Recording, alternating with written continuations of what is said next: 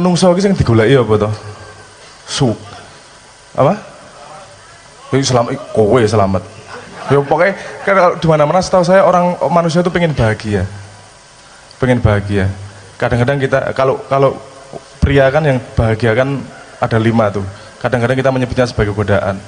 Harta, tahta, wanita, wanita. Nah itu kan godaan. Dipendeli aku. Orang-orang guyon nih. Oke. Orang kan nyari bahagia nih, entah dengan caranya gimana, atau dengan rekreasi, dengan duitnya banyak, dengan berkuasa, pokoknya dia cari bahagia. Saya pengen cerita nelayan nih. Ada di kampung nelayan, ada seorang nelayan lagi ngopi sama ngerokok, kakinya jegang, ketawa-ketawa, sama ngecak nomor, ceritanya gitu. Terus ada orang bule datang, mbuh sekolah ngendi negarane ora takon aku.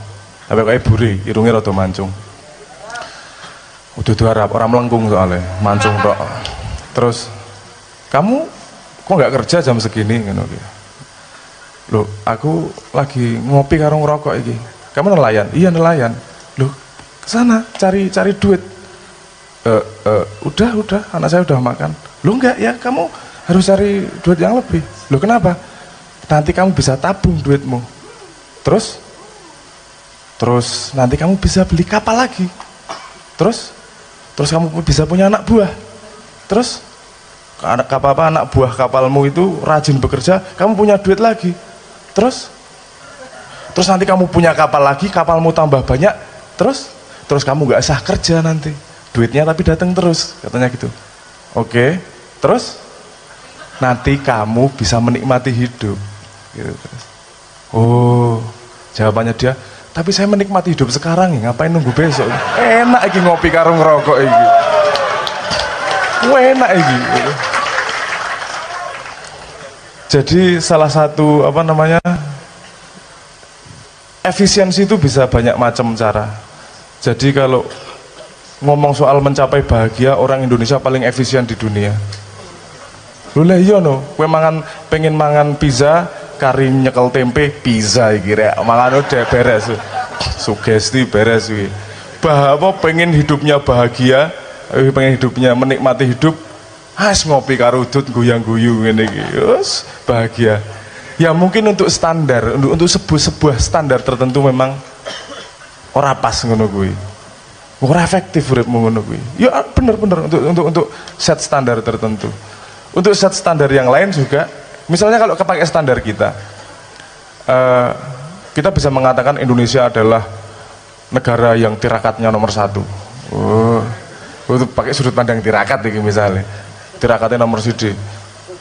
Ono wali sing iso sugih luar biasa milih ngire neng terminal. Tirakat itu. Wong kono ora tau poso, kita bisa makan aja memilih tidak makan.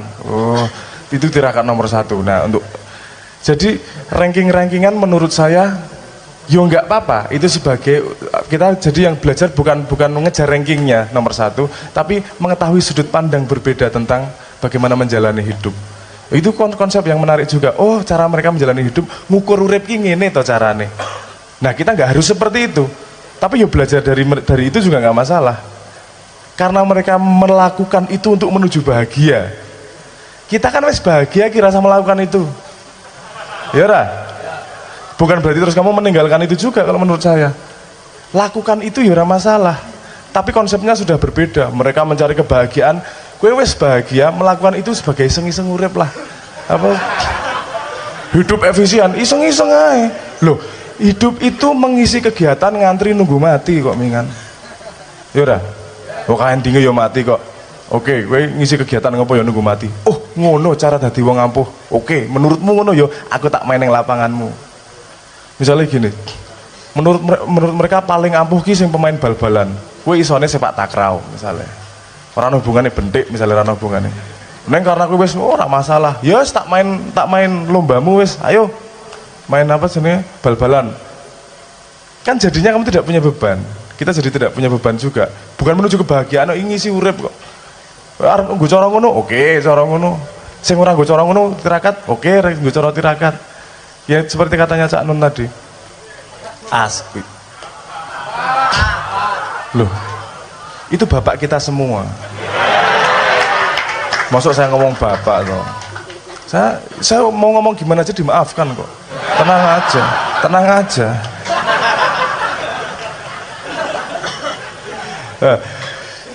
Betapa banyak sudut pandang di dunia, betapa banyak cara menjalani hidup di dunia.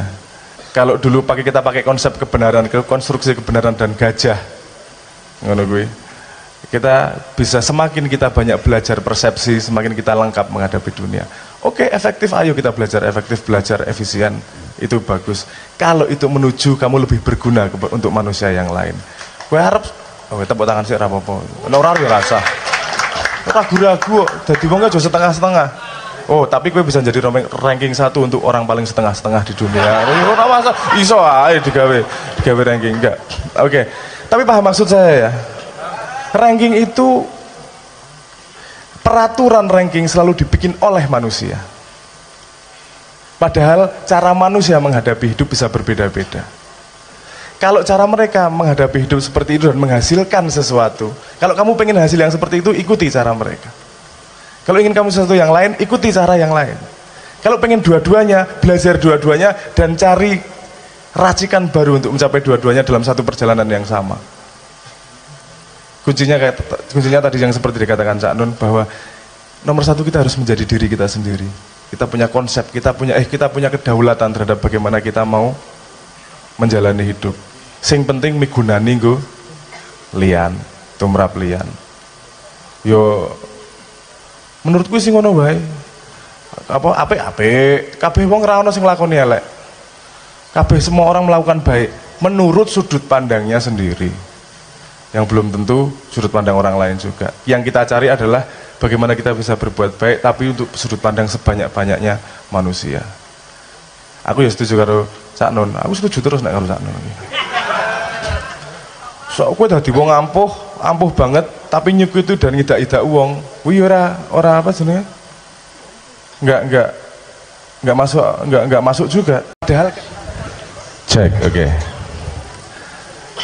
Sebelum hari ini saya mendapatkan berkah luar biasa karena saya sudah diberi janji sama seorang bapak untuk mengampuni anak apapun yang terjadi. Oke, lumayan gue. Dan satu lagi ada adik saya yang paling kecil itu belajar bahasa Arab, jadi tuntutan saya untuk bisa bahasa Arab semakin mengecil. Itu lumayan gue. Walaupun gak pernah nuntut menggerundel asuhan aku siji kira ngerti bahasa Arab ngono paling. Oke.